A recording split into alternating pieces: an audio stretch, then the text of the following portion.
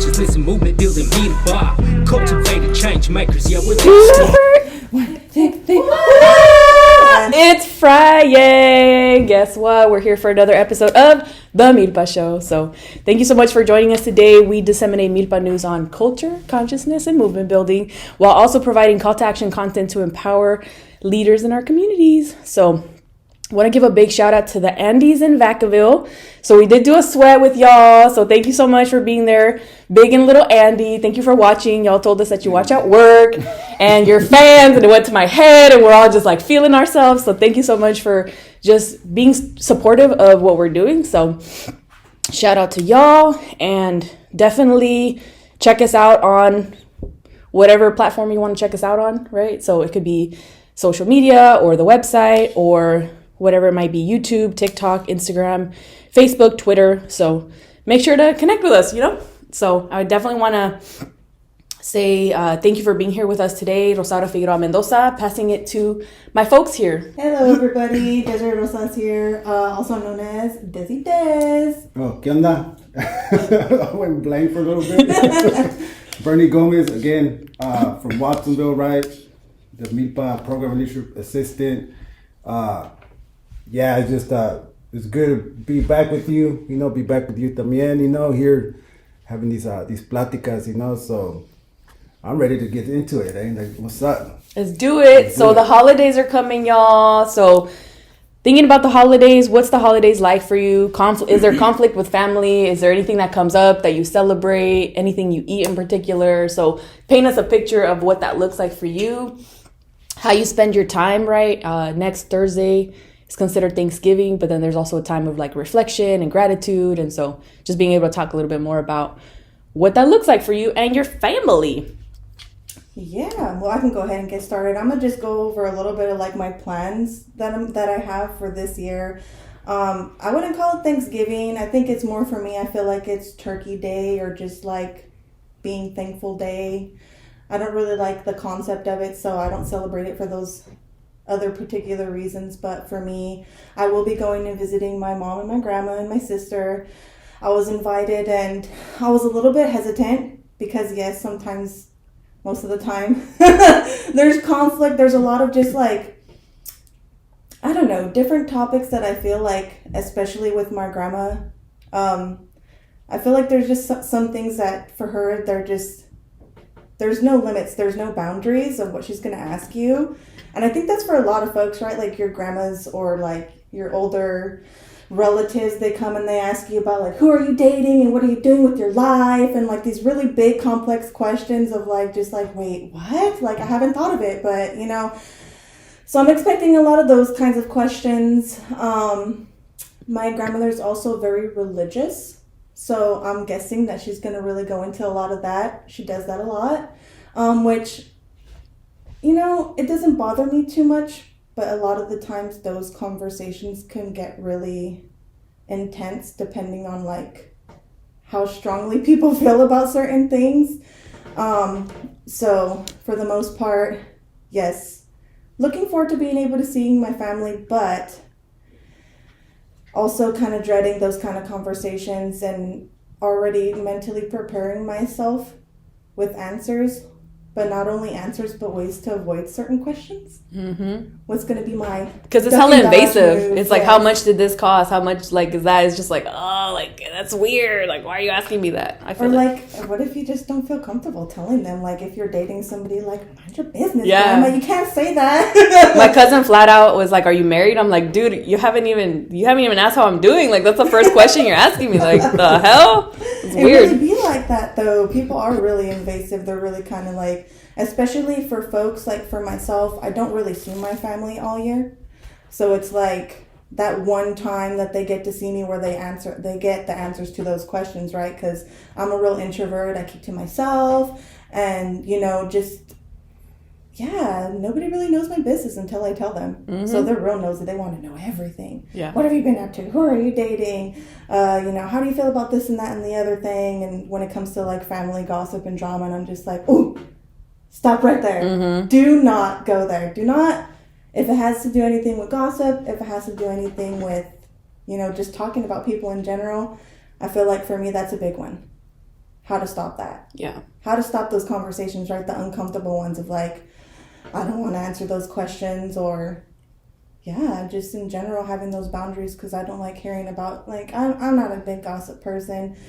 If you're, have funk with, whatever, or cousin whoever, I don't care. Right. I don't care. I don't want to know, respectfully. Es mejor no meterse. Like, it's not your bag. So yeah, I feel it. Yeah, I feel like with myself, like my family, like the good thing is that our family, like we're the only ones in the Bay Area. So everyone else is like in LA or like Mexico. And so in the Bay Area, we're like pretty chill. And so, but it does get to I feel like a lot of time, like what Thanksgiving is for us is just like a day to have food together and to just be grateful and to be able to just kind of take the day to do whatever it is and just spending time with family. But I do feel like that conflict stuff that comes up that sometimes can feel like overwhelming and uncomfortable and just like don't want to deal with it because you are dealing with those older, like sometimes racist or fucking like just feelings that are just like, fuck, dude, like it's hella weird to like have to deal with this. But I think for the most part, I just appreciate the food. And especially now that I'm on this journey towards like eating healthier, it's just like a process of I'm not eating turkey or ham. So that's like this is the first time that it's just seafood. It's like mariscos. So it's like the first time that I'm just going to like focus on mashed potatoes or green beans or whatever it might be that is going to be different. Right. But it's just kind of not attaching it to like it's a food thing. It's more so like, how do I make it my own and define it for myself rather than like, oh, Thanksgiving is this thing that has always been told to us, right? And even for like the following day, right? For the Friday, a lot of people call it Black Friday. And then there's just like, apparently it's like Native American Heritage Day, which I'm like learning about, right? And then this whole month is Indigenous Peoples Day. So it's like, or month rather. And so it's like, how do you still find the balance of just kind of being who you are and just like giving prayers and being thankful for the day, but then also trying to avoid like whatever conflict might be coming up. So if you keep hearing me cough, I freaking like I took a sip of water earlier at the wrong time and I like I had to run out of here because I was fucking choking and shit. So it was bad. It was bad, dude. So yeah. That shit was funny. No cracking jokes. Let's try not to crack no jokes. So that's the story behind that. But beyond that, yeah, it's an interesting time. So I'll be just hanging out probably with my parents and my brother. So it's not like a whole family, like I have to deal with family type of thing. So that's chill. And I don't mind that. I like that. So it should be cool. Yeah. Rosaura va a llegar con unos big old lobsters, like, hey, the turkey, Yeah. Yep, that's right. Yeah, the holidays, I think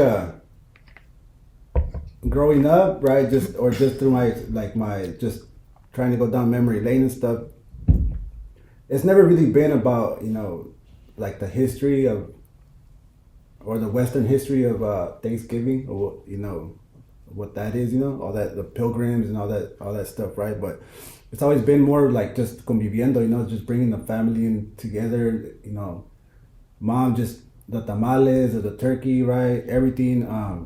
It was a time where for like family members to come together, and I don't have a big family, but no estamos juntos a lot of the times, like everyone's doing a little, living their life.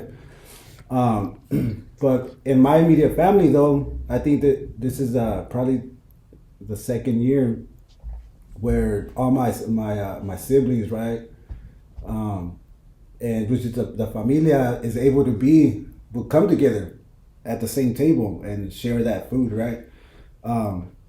So, yeah, I mean, it's just I look forward to it, but I don't, because it's a lot of food, right? And then what happens in the holidays, you start packing a little bit of those pounds and stuff, and then the New Year's resolution comes in, right? And then you're just like, I'm gonna work out for the first 8 months of my life,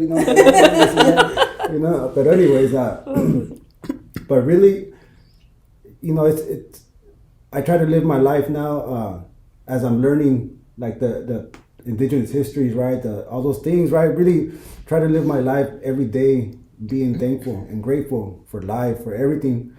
And it just happens that, hey, we get a day off of work payday. I don't know, maybe. But it's the whole, it's the vibe. People are happier. Right? There's it's like, there's no. I guess you can say maybe there's like a low moment in society where like all this chaos that's going on is really up in front of your face. It might hopefully kind of just slow down a little bit. Just because of the holidays. It's like. Yeah. I guess people are happier or something, but también, just thinking about the folks too that are not fortunate enough to enjoy that. Just sending thoughts to them too and their families, and those that are struggling. But then again, it's like, it's the whole thing about like folks that are volunteering, right? It brings out, good in people, and it's like, even if it's once a year or a couple times a year, hopefully those people that do that, they could live their life like that every day, and really just spread good thoughts, happiness and freaking, it's all about the commonwealth of the people, and it's like, it shouldn't be about just Thanksgiving or all that stuff, pero, understanding, I want to learn that like the indigenous history, right, or the traditions, it's like, as I'm trying to learn it y todo eso, but really like what happened that day, not just from a book, but from like the elders or the oral stories that have been passed down through that, for that history specific, like talking to some of the indigenous elders from down on the east, when all that happened and stuff like that, yeah, that shit's powerful. Yeah, it's like all that stuff, but yeah, holidays. This episode drops next Thursday, so if you're a MILPA staff person, this is your day off. And Friday, and tomorrow. So freaking take your time to we're workaholics sometimes, but yeah, it's your day off. And it's paid, so yeah. Right. Yeah, but I feel it as far as like the indigenous, learning like the indigenous, like there's always like I always say there's like a time before MILPA and then after MILPA, and then after MILPA, it's like, it's really beautiful, but it's also really challenging because this is a space where we're trying to reclaim indigeneity, and it's so different from what we've grown up with, because what we've grown up with, at least for myself, has been just like white culture and the white way of doing things. And so it's like really interesting to try to like, what is the indigenous spin, or what is the full history behind this? And Thanksgiving is just one, right, of like, what's the history behind that? But there's like so many other ways of there's like everything in life can be questioned, and it's fucking crazy, dude. Like the nutrition, the fitness, like everything, like your lifestyle, everything, how you dress, like where do I get my clothes from, whatever it is. And it's a lot. So it could be really intense sometimes, but yeah, I feel it. Yes, opening up the Pandora's box and being able to question things. And most things are questioned at that point, because it's like, no, if this is something that could be lied about, what else was lied about? And I feel like for myself, I'm a mom, I have a young son, and he's in school, and he's already bringing home like little turkey things, right? And I'm like, let me find out they have my son wearing some little pilgrim hat at school. I'll kind of be mad, just because I'm like, this is a little brown kid, he has indigenous blood in him, and to have him wear a flippin' pilgrim hat, or probably tell him that story of the pilgrims and the Indians, and they're sharing the meal or whatever, and not knowing the real full history behind it. So I think it's being mindful, especially because I'm a parent, of just like, yeah, he's going to get those like sugar-coated little stories and bringing home these little things, which he hasn't brought home anything pilgrim yet. So I think they're kind of catching on. Folks are catching on, right? Like, maybe this isn't what we should be pushing down kids' throats, or maybe they'll wait until he's in second grade and then start. I don't know. But he just brought home turkey stuff. That's it. So yes, being very mindful of like being able to like, even with your older relatives too, I think decolonizing is a mission for people, at least for myself and our generation, right, to just think differently and decolonize the way that we think. And I think it's like leading by example. So like, even like, say my mom and my grandma, like they want to say something, I don't think they're really big on the pilgrim story either, but if that's something that does occur, being able to be like, hey, actually, how about thinking about it in this way, think about it in a different way. or even asking them like, what do you guys like, why are we here, like what are we celebrating today, like what are your thoughts on this day and why we're celebrating. And then if it's a conversation that you feel you're comfortable having with folks, especially, you know, because a lot of people, especially if you're coming from a more religious background, these kind of topics could be a little bit taboo. But if you're comfortable having these conversations with your family, to just kind of like, open up the conversation and just question things. I mean, I think that's healthy, right? To question things. Oh, yeah. Yeah, because then if not, then you're just kind of like going with the flow. I'd say kind of like, I go with the flow in a sense, but I also kind of like to question things and fight that current too in a way. Just because, yes, I do want answers more than anything. I think we all do. We're all human. We want answers to certain questions. And when you're decolonizing yourself and decolonizing your mind and your body and your spirit, a lot of more questions come up. Mm-hmm. And it, like how you had mentioned, it's like a Pandora's box of just like, whoa, like I've been living my life a certain way and now things are different. Now I see it differently, and being able to either pass it on to your kids or, you know, even like I said, be an example for your other relatives who are already kind of still in that lifestyle. Yeah. Is there ever a fear when you are wanting to question? Because there's a certain level of like, there's only so far you can question before, like, is there a fear before you're like, oh shit, someone's gonna yell at me, someone's gonna hit me? Because that's fucking real. Like, people do that shit. I will not do with certain people. So like I said, I have a lot of my family, they're very like, they're Catholic. They're Catholic, and you know, there's a history behind the whole Catholic Church in general. And if I were to ever even mention the history of the Catholic Church to my family, they will come for me so hard. I'll be called a heathen. I've been told that I need to be, you know, baptized already, and that's why I talk like this or think these ways. Like, they want to baptize me already, and I'm just like, oh my goodness gracious. So yeah, there's certain things, certain relatives that I will not go there with. Yes, because they will come for me. And you know, I think a lot of the times too, when you're really dead set in a way of life, when something comes and like questions that way of life, it's almost like a personal attack because you're so connected to it, right? Mm-hmm. So it's a matter of just like, yes, I'm not gonna bring that up with certain people just because I think, I'm gonna avoid it. I want to have a happy turkey day. I want to stuff my face with a lot of food. For me, it is about food. I love food. I'm a foodie. You know, I didn't get like this overnight. I ate a lot of food to get Hourglass. Yes, I love it. I love food. And, you know, one of the, like, I'm also like a hostess in you know, I'm not hosting this year because my oven is not working. Anybody out there that knows how to fix my oven, yo, hit me up. Like, I want to be able to bake again, but I'm not this year because my oven's broken, so I can't make my turkey. I can't do most of the things that you need to do, so I'm going to be going with my family. And, you know, I'm kind of sad because I'm the hostess. I like to cook. I like having people over. I like filling people's tummies with good food, and mine too. And, you know, I kind of just, and then when you're hosting too, it's kind of like, you can have who you want around, because you're inviting people to your, you know, to your function. So it's like, you can come, you can't come, and you can come. Guest list and shit. You're Boundaries. You're cool. Not you. Exactly, right? Yeah, you so can be like selective. That, you know, you have your boundaries, and you have your safe space, and you're bringing people there, and it's like, it just feels good. It feels better that way, I think. Not this year, though.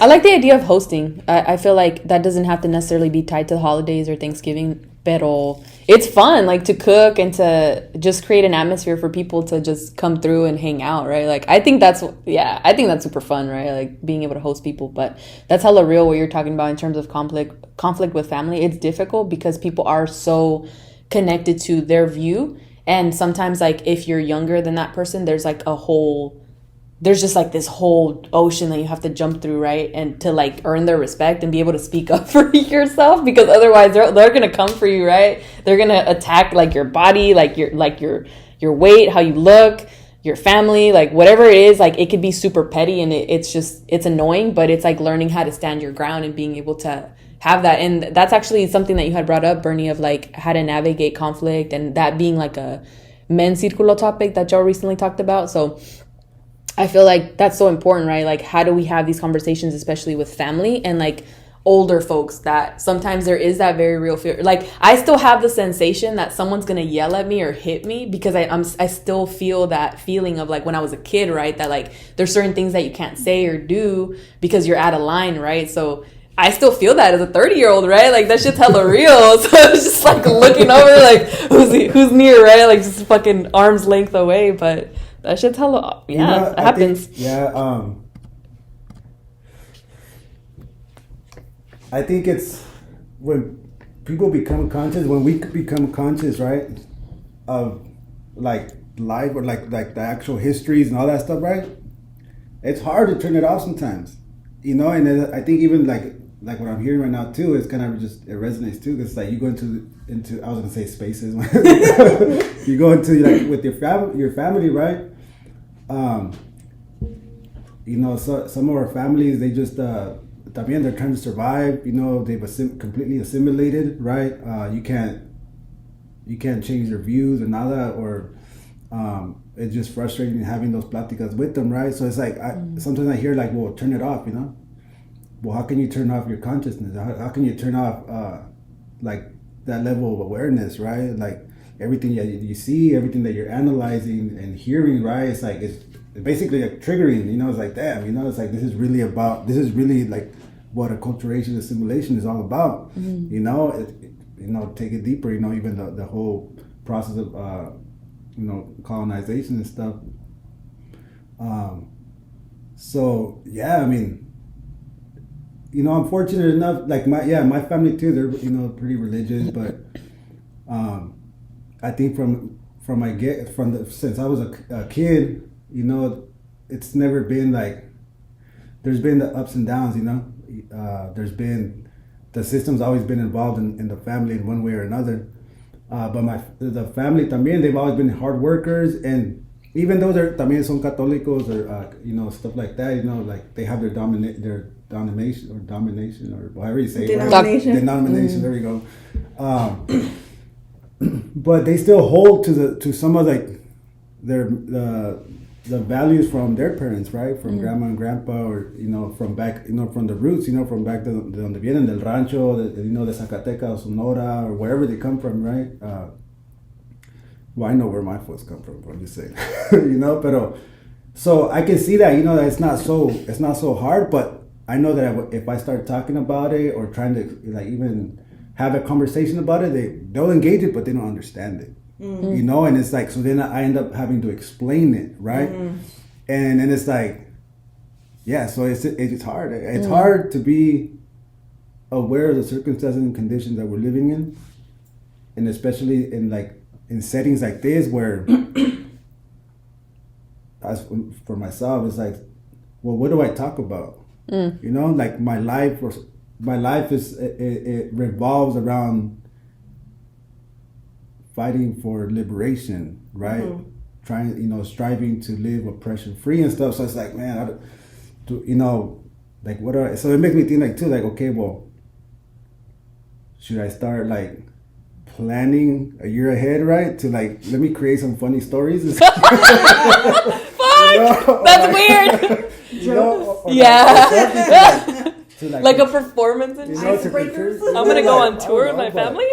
You know, it's very, you know, I mean, it's supposed to be a time of like, you know, just, yeah, of conviviendo, you know, just enjoying your family, but sometimes it's kind of hard too, eh? But,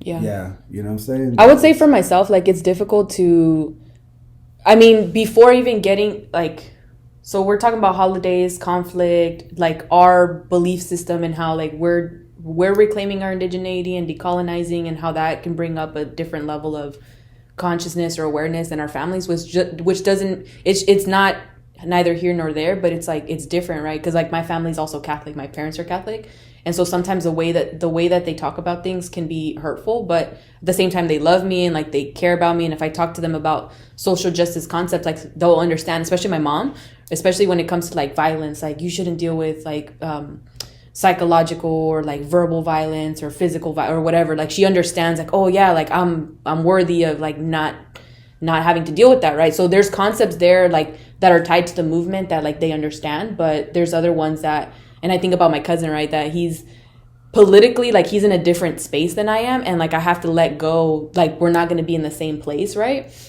But even before we have a political conversation, which I'm not even interested in because we're so different, I don't even have like a relationship with him. Like I want to be able to rebuild our relationship because I feel like growing up, he was just like this bully that like he was so, because of his own trauma, like he, like whatever it might be that he went through that I don't want to really get into because that's his private business, but like that's our family, like that's like part of our family trauma that like some, you know, like it's having to rebuild that relationship with him to when I go over there and visit, it's not all like I'm staying at your house, but hey, like, you know, we have a weird relationship. I'm closer to his wife and to my nieces and my nephew, and like that's who I go to visit, but it's like I'm at his house, and it's like an interesting dynamic of like how do you, that's not just for the holidays, but like when I visit in general, but it's like that's one of my closest family people that I go to, but he, like, I still need to rebuild that relationship with him. So there's just a lot of room for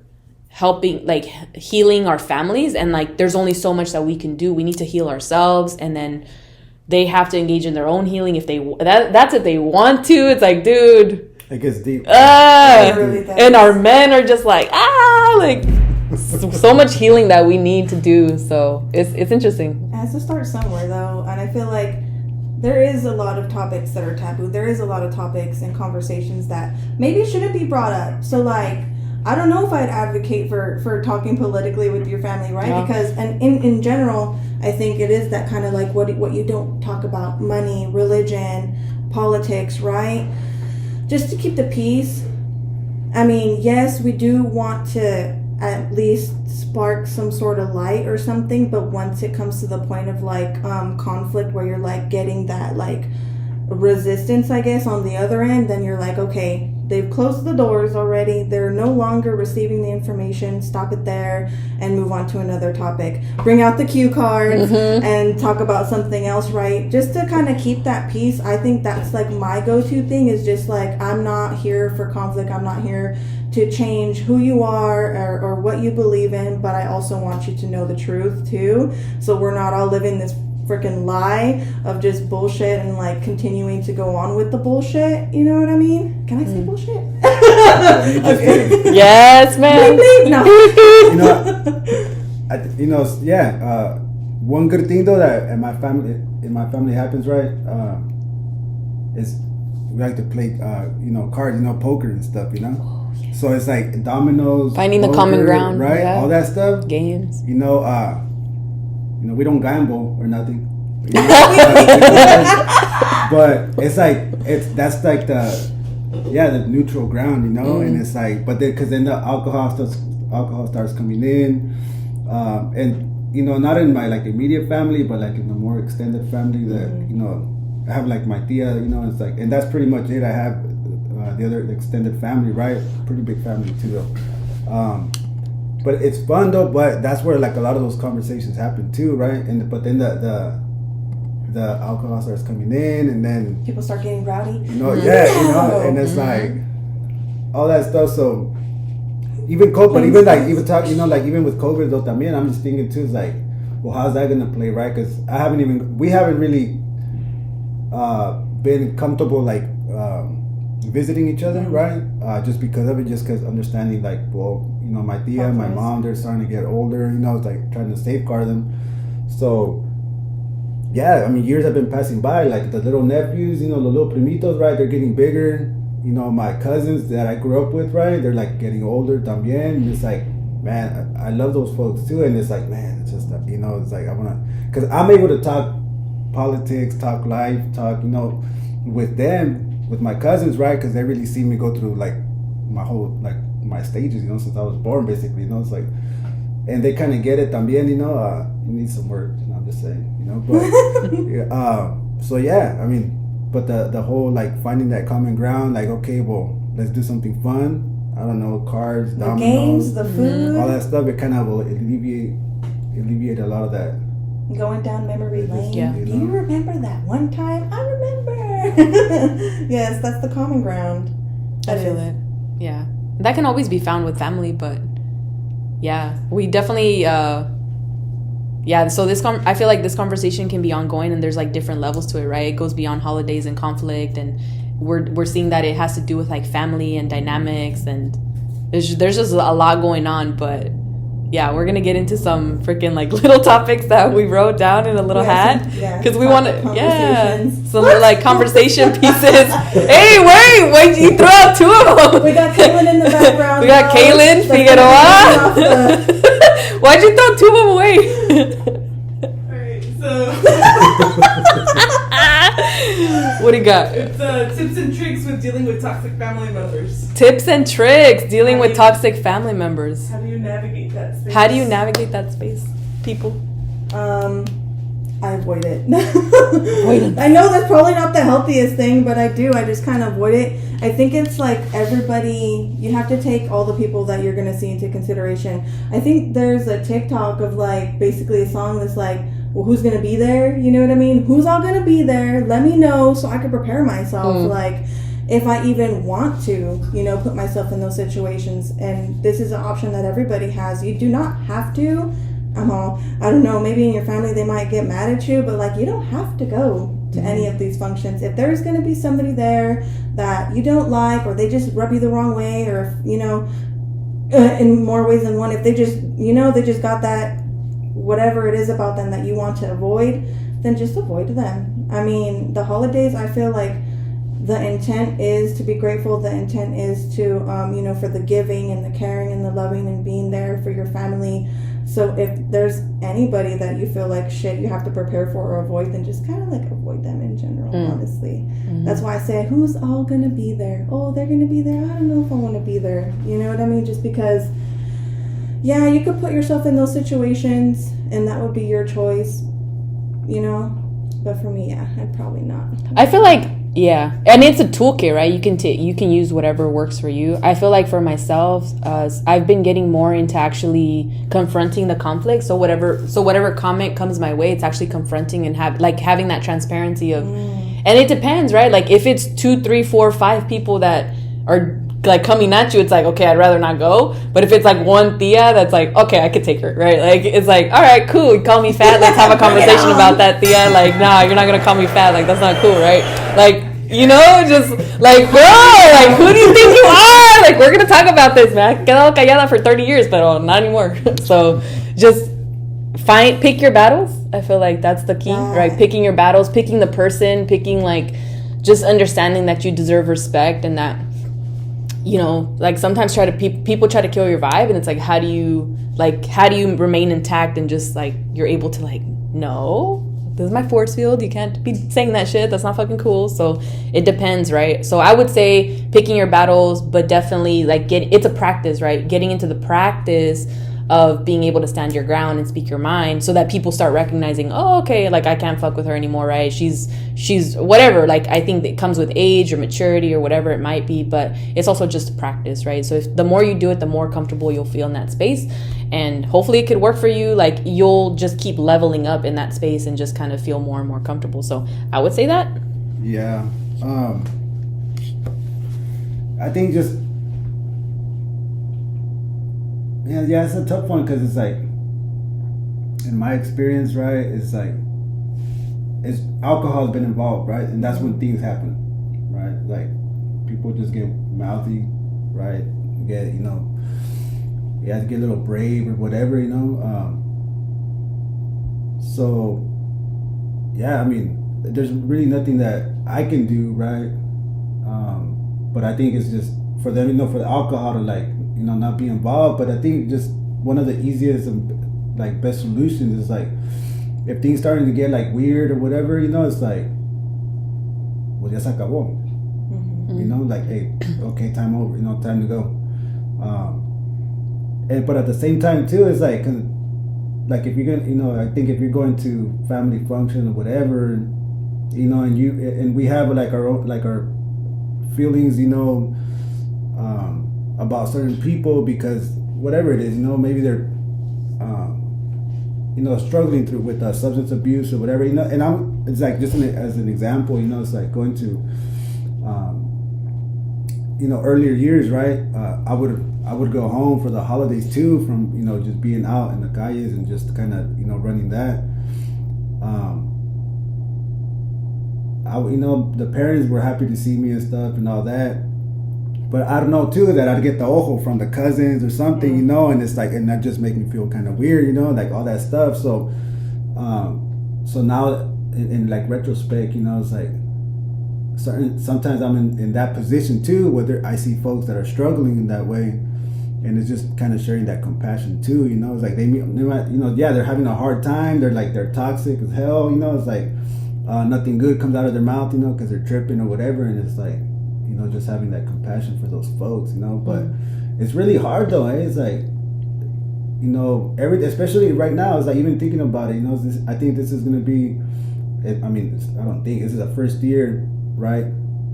The first Thanksgiving after this whole national climate and conversation and civil unrest that's happened, so what is that going to look like? What is that going to look like for families, right? Hopefully for our folks, like, hey, everything's smooth and all that, but even thinking about the folks that have been directly impacted through that, that, they go outside and see their city burnt down, it's like, or see like the over policing in the streets, all that stuff, all that toxicity, that racism, right? Even having their folks that lost their lives, or are locked up, how do you deal with those emotions, right? The toxicity, or like that, those negatives maybe come from that, from that rage and stuff. So, or even grieving. I feel like the holidays, it's like that bittersweet. You have the sweetness, you have all the good things that come with the holidays, but then it also brings a lot of other types of negative feelings, like if you lost a loved one this coming year, or even just recently, or like, I feel like their memory is always kind of brought up during the holidays, like, oh, I wish this person was here. Or if there's somebody that like doesn't have family that they can go to, they're probably spending their holidays alone.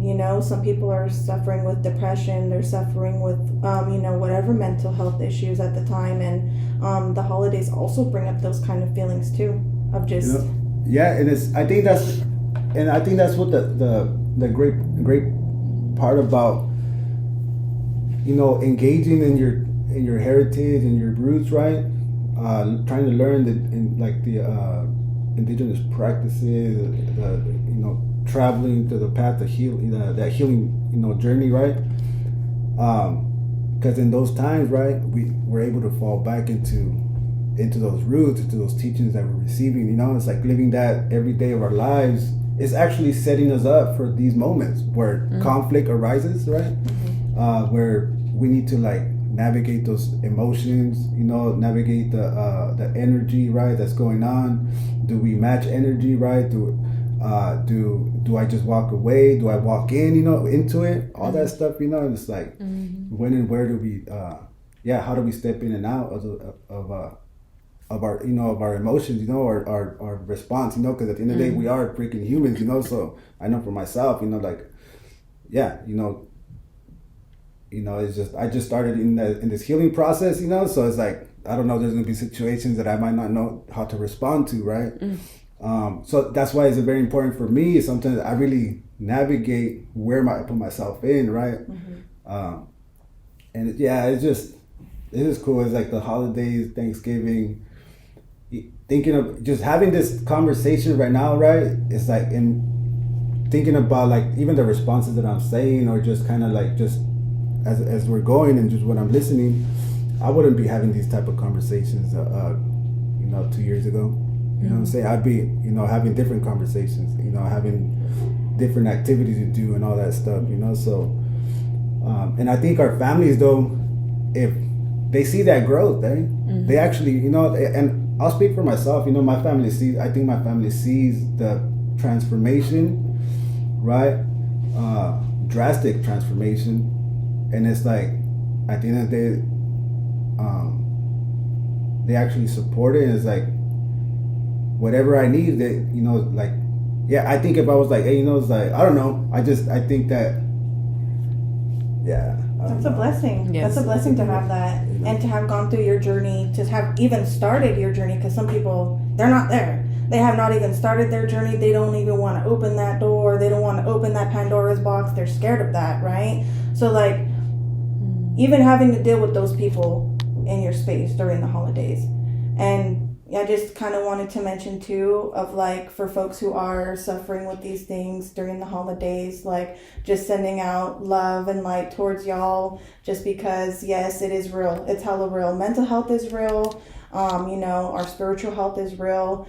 And hoping that you, if you're not on the path that we're on, where we practice, these indigenous teachings, this what have you, right? To be able to know what kind of resources are available in your area, to be able to reach out and ask for help. And I know that in itself is a big thing for a lot of people to even ask for help.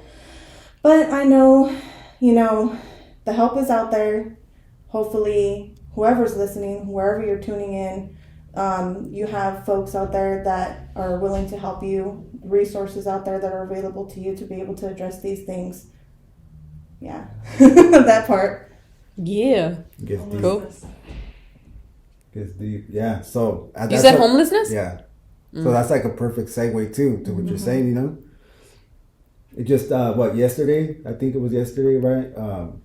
Monterey County Sheriff went out to the levee out in Pajaro to do a cleanup, encampment, clean up the homeless encampment that they have there, right? And again, it's like, it's the holidays, bro. Like, what are people thinking? It's like, we're gonna go clean up the levee because the levee's what it said, the article saying that the levee, what was it? Basically, that folks dug like pits, right?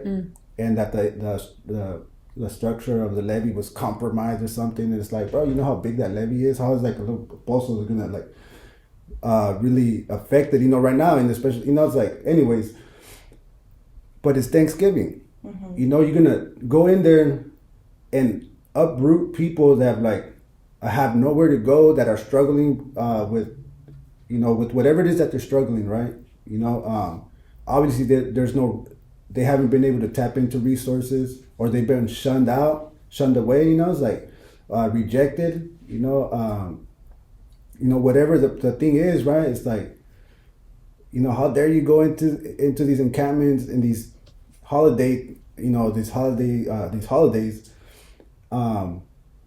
and expect, I don't know, what is it that, it's like, yeah, what's the real outcome? What is it? It's like, it just leaves me speechless. It's like, and reading that article, having some folks out there, that were out there supporting, with their bodies, like really, the paper says, right, or the article says, like, they were obstructing officer duty or whatever it was, so they got arrested, but there was a restraining order filed, right, and I guess a federal court, ordered to suspend that cleanup, right, or that clean out, as an individual said in that paper, so right now, like the homeless folks in there, that are able to stay there, todavía. But again, it's like this is not a new conversation topic or dilemma. It's like, okay, well, yeah, I get it. You want to clean it up, but what resources are you going to provide? This is a perfect opportunity for the county of Monterey to provide direct services to those folks that they came in direct contact with. Not just a 2-week voucher at a hotel, right? And then Band-Aid solutions, type of thing. It's like, well, the resources, they have to go and get it, and it's like, bro, like, don't you realize, like, it's basic stuff. If you're homeless, obviously you have like a hard time to clean clothes, hygiene, shower, right? Things that, like, how are they gonna go? How are people want to go into a public to a social service office, right, and ask for resources when they themselves don't feel good? It's kind of just, it's a perfect time to be able to have a different conversation other than let's bring in the police, right? Because that's always like the go-to, is bringing in law enforcement and the police and even like the way that it's put out, like clean up or clean out or whatever, those are people's homes. So yeah, I like the way that you put it. It's like, that's a perfect opportunity for the County of Monterey to provide services in a very real way that's going to change the conversation, but they don't know how. It almost seems like the status quo is what runs things, of like, this is how we do things. We call law enforcement and we do cleanup. We've and always done it this way. Yeah, so we're going to continue. But But it's like, but it doesn't work. Yeah, so it's like, how do we have a different conversation? There was already a cleanup of one encampment. Yeah, it's been going on. And those are the same people. They're just going to move to another area. So what is this really solving? It's not really solving anything, and it's more sad when it's happening during the holidays. Like, can y'all just leave us alone during the holidays at least? You know what I mean? But then too, this is a topic like, okay, yes, homelessness is a real thing. During the holidays, people do tend to come out and want to help more. There's, food drives and things of that nature when it comes to the holidays. But then what after the holidays? Then people forget, that giving mentality goes away, and then it's like something that's put on the back burner too. So that in itself too. Don't forget about the real struggle of people just because it's not the holidays anymore and it's not the time of giving anymore. Like I think you had said it already, Bernie, just being able to continuously have that be part of your life, the way you live, the way you are, the way you think, to be able to say, hey, it's not the holidays, but this is still really an issue. Yeah, no, it's, shout out to the folks that do this, that do what they can, right, to support this population, right, our folks, that are struggling. Big shout out, it's like, it's a lot of work, it's hard to see, people suffering. I mean, it's hard even though I've gone through, like, the stuff that I've gone through and seen the things that I've seen, it's always been hard to see people suffering, and it's like, to me, they're like gentle people, it's like, they have nothing, and then, it's like, yeah, and because, they're discriminated upon, it's like, because all of a sudden they generalize, like, oh, they're just drug addicts or gang members, right, or whatever it is, and this is a system continuing to ostracize and continue to perpetuate a cultural genocide, of our folks, because a lot of these folks that, you see there, they're people of color, but también you see the white folks too, some white people, in there, so it's not like, I don't want to racialize this thing because it's just it's a systemic problem, right? But, you see folks really talking, it's like, it's interesting, like, when I was growing up, you didn't really see it that much, but now I was like, man, I've never seen homelessness this out over, in your face, yeah, like this, it's right in your face, and I haven't seen the level of like people suffering through some type of mental health illness, disorder, whatever, or however you want to label it, right?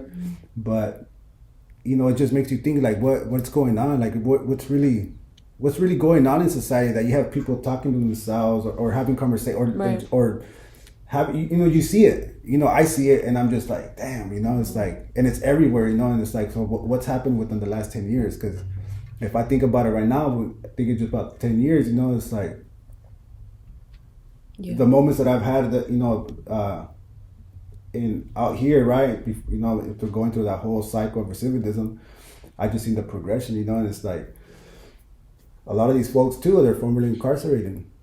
Obviously the system failed. The so-called, correction and rehabilitation system, it's like, it's a joke, because you have these folks that are under the system living, they're actually homeless, right? So unable where's the whole housing, where's the whole to thing? Get a good job because of the record that follows. So where's the whole thing of like the support and the rehabilitation? So again, kind of bringing it back to Monterey, right? The county, this whole suite that they were doing.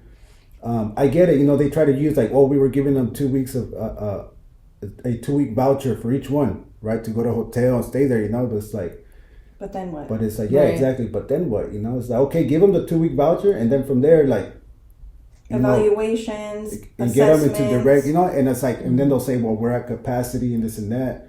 Well, again, we'll bring this back to like, okay, well, where is this county spending its money? It has capacity for those police to come in. It has the capacity for the jail, for the sheriff, right? For all these things, or for these, affluent or, landowners or ranchers and stuff to like, or even the folks that are in the cannabis, program, right? That fighting for, just, I want more land. I need more space to grow more or whatever it is, or I need to build a new freaking mansion or something, but yet, you can't, the people can't like, and sometimes we're sometimes we're desensitized to it because we see it all the time. Like just earlier today, I was walking by and there's a gentleman that was sleeping, right? And so it's like, okay, like, what is my responsibility here, right? And it goes beyond one individual. Yeah. So it's like, what? True. So then how do we? Because that man, like, it's like people need more than just like one meal or one like $20 bill or whatever it might be, right? So it's like, how do we start building a structure where we're actually taking care of people and not just like, oh, like that's just what it is, people are homeless and like that, I can't do anything, so whatever. So a new societal norm. Yeah, like that could be the new norm of like, we're actually asking, well, what is my responsibility? Like what services are actually out there? There has to be a structure, a procedure where people actually can get help and it doesn't feel like it's just like, oh, that's just part of the problem, we can't do anything about it. It's like, well, you're taxing me, like you get money from my paycheck, like what the hell, like or whatever it might look like, right? Whether it's government or national and like county, and we have to be mindful of like how is the budgeting happening, and we have a say, and that's the work that MILPA has been doing, is trying to have a say in, hey, we need more housing, we need more employment for we need. But even if you bring in more housing, the thing is it affordable? Is it something like there's folks out there that have multiple homes, they have like 4 houses that they own, and then one of them they rent out, and one of them's like an Airbnb, right? So like there's people out there that have more than what they need. They're not even living in these homes, and then there's people out there that have no homes. Mm-hmm. So it's like, where are we going to bring that balance, right, in society, of making it not normal for people to own hella houses and have somebody sleeping on the streets? That should be something, in my opinion, I'm just speaking my opinion at this point, like, hey, how the heck could you sleep at night having 4 houses knowing damn well there's people out there sleeping on the freaking streets that need help? Mm-hmm. That's just my point of view. Yeah, and I mean, this brings to mind, right? Something that one of those sheriff deputies, or he was like a interim chief or something. I don't know whatever, but Thornton or something. I don't know. But he did say, or he quoted in the article, right? Something about they're always that the sheriff is always made out to be the bad guy because they're the ones who's supposed to go and do the cleanups and all that stuff, right? But then there was another little piece that he said, it's like something about the resources, but he was like, but they need to we'll provide the resources, but they need to want to they need to want the help, basically. The resources, right? Want the help, yeah, exactly. Mm-hmm. Basically, so it's like, again, it's like, no, yes, right, but that's that white privilege, right? That's that oppressive mentality. It's like, well, it's here if you want it, mm-hmm. come and take it, like it's or that here, easy. But it's like, people don't understand like the traumas, right? Mm. The illnesses, the distrust, mm. the shame, right? The embarrassment, all those things that people suffer from, from being homeless. It's like, you think people want to be homeless? You think people want to be cold, mm-hmm. hungry, dirty? Mm. You think people want to just be drunk and like, suffering from alcoholism, right? You think those people, like, they want to live like that? They want to feel like that? They want to get shaky or go through the detoxing phases and all this? You think people want to actually? Do you really think people want to go through that? Like, mm-hmm. that's like a conscious choice, It's like, it's not a conscious choice, because those substances, that all that, it takes over, It's like. Well, I won't get into that. But and we're ultimately like not addressing the root causes. It's just more so like the symptoms, and we've been trying to have that conversation, and it's ongoing, right? But it's difficult with folks that have a different mentality of just like they don't care, and like this is the way, I don't know. It's interesting. It's that privilege mentality of like, oh well, not my problem, and it's that comes into the cleanup too. Is like out of sight, out of mind. Oh, I really don't like having to see this in my neighborhood. It's probably a lot of the complaints that people get, right? Like, I don't want to see this around my neighborhood. It makes me sad. It's unsightly. Ugly. Oh, Lord. Yeah, but this is these people's lives. So, you know what I mean? Like, it's not out of sight, out of mind. At the end of the day, it's still going on whether you're seeing it or not. And I think that's where that privilege comes in, too. And it's interesting, too. And I think the last that I'll say about this, it's like, if you really look at it, where are these encampments located, right? Mm. Or where do you see it? It's really in those dilapidated areas and neighborhoods, right? That are really like just over policed, riddled with just trash and freaking dilapidated and all that stuff. Places that have been forgotten by the county or the cities, right? And it makes you think too. It's like, man, I mean, you wouldn't go to, I mean, I'm sure there's, you know, if you go to Carmel, Pacific Grove or something, you'll see them, but you won't really like see it like the way you see it in Pájaro, in areas of Watsonville, right? And in the east side también, you know, it's like over here. And it's a trip. I was in Sacramento and there was a whole street. It's just like, dude, this is the capital of the California. Like, what is this? This is fucking crazy. I went to Vegas not that long ago. I mean, passing through, they ain't going down. What happens there stays there. It's but cool, it's like, Bernie. you know, the figure, you know, it's like, it's a famous place, right? You have all the fights, the casinos, you know, famous people, millions, billions of dollars probably crushed through there. But driving through there, like, it's a ring around Vegas, and it's just dirty. I'm talking about, it's dirty, you know, people and, you know, homeless people out there, like, just, you know, how is that even... How can even people live live with themselves? You know, it's like you got these, like you were saying, you know, you might. It's a whole crazy contrast that I see, and it was just like Vegas, and then just freaking poverty around outskirts. Vegas. Damn, like it was crazy. like it was poverty just being like it was like Vegas was just had a shield, a force shield around it. You know, it was interesting. You could tell where the revenue is It going. was Centralized into this area where like it's gambling and you know the casinos and the bars and everything. That's where the money's being put in versus like, yo, there's all this ignored area. I feel it. One more topic. All right, come on down. Favorite food this season? Ew. Favorite food? Hallelujah. Okay, I got a good one. So, like I had mentioned previously, I like to host. I like to make the whole Thanksgiving dinner, the turkey, the mashed potatoes, the stuffing, everything, right? The works. And it's almost a tradition, except like obviously this year I'm not hosting, so it'll be a little bit different. I might not be able to do it this year, tier. But I make these things, they're almost like chicken pot pies, but like they're like turkeys, and this is like for the day after with the Thanksgiving leftovers, is like I get like you know, like a biscuit, flatten it out, boom, put it in like a cupcake thing and stuff it with like all that stuff, right? So like turkey, you know, the works and everything, and just wrap it around and then put it in the oven and boom, they're so good. And it's like, it's a combination of everything. How can you go wrong? So it's like a cupcake, but like it's a pot pie? So like I flatten it out, stuff it in a dish, and stuff it with like turkey and stuffing and mashed potatoes, all the leftover stuff, and then I'll like wrap it around so it's almost like a turkey pot pie type of situation. I like so it. Good. Highly recommend. That's fucking creative, dude. I thought you were gonna come out and say like, yeah, it was like a turkey pot pie. Like an actual little baby turkey. I envision a little baby turkey. A little baby.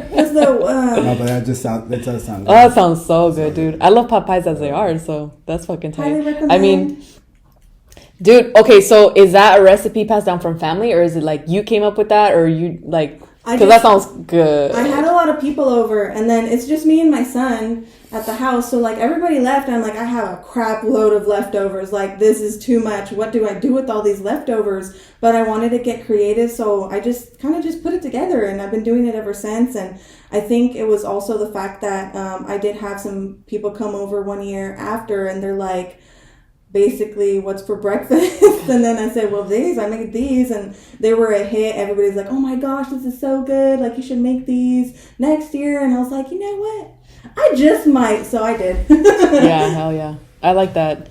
Yeah, I would say for myself, I mean, not as creative as yours. That sounds hella cool, and actually, like, I would want to try it. That sounds cool, because it's like, yeah, fuck yeah.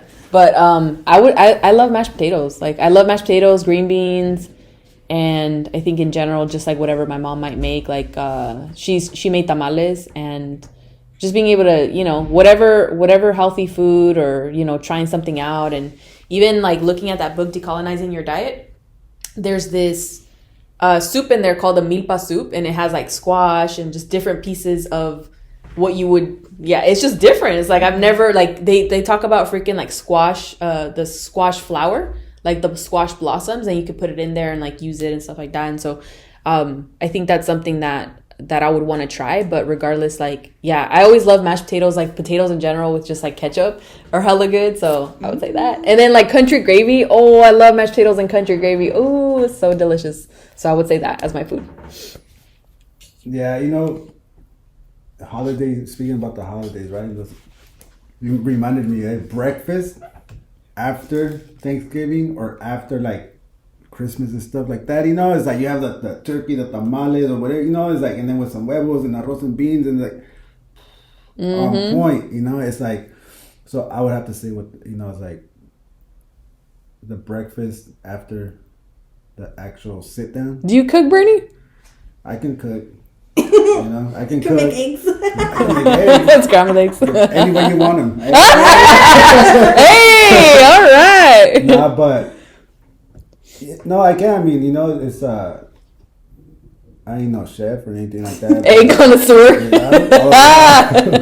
You know, but I mean, I can get by. You know, I can set something up and all that. You know, but it is something that I would want to like, or that I'm going to like engage to. You know, just I mean, I think everybody needs to know how to cook something, right? But dudes, we need to know how to cook también. You know, it's like we have to like be the ones cooking también, you know, helping out, you know. And at the end of the day, too, it's like, what are you gonna do? Just go buy burritos or McDonald's or something? Come on, it's like, you know, go buy some organic stuff, you know, and hook something up, you know. Yeah, it's actually cool. I've done it a few times, you know. It's like it's fun. Yeah, and it's like you just feel better too, you know. It's like.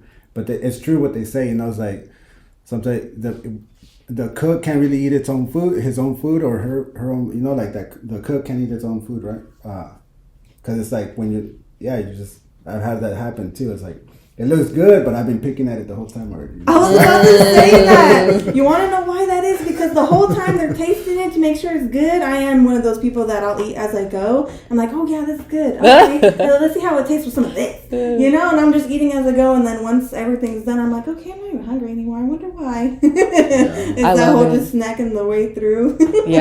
I love cooking. Like whenever I get a chance, whenever I do get a chance, it's fun because it's just like so experimental and you can like get creative with it and it's pretty cool. Yeah, just trying different foods that you probably like as a kid, like me da asco, like no quiero, right? But now it's like, dude, that shit's healthy for you. Like it's good for your body. It's good to be good. There's seasonings too. If you mess it up one way or another, you can like, hey, give me some of that, some of this, limon, chile, tapatio, sriracha. Yeah, oh yeah, just mask the taste. Yeah, make it good. I feel it. It's cool. Yeah, well, I don't know if there's other topics, but okay. So I put one in there that said, "Who do you think you are?" I see Kaylin like, like, dude, say it. In what context do you think you are? Kaylin, who do you think you are? No. I'm the shit. No. She avoided mine because mine were like really small. I know that. She couldn't read it. She's like, the handwriting's just fucking tiny. I'd be roasting Bernie on his tiny writing, y'all. Oh lordy. Well, it's pretty small, you know. It's Friday, y'all. You get a lot of thoughts down on one little piece of paper. Oh, hilarious. Awesome. So wrap it up then? Yeah. Okay, then we're wrapping it up, y'all. So thank y'all so much for tuning in to this episode of the MILPA Show, our holiday episode.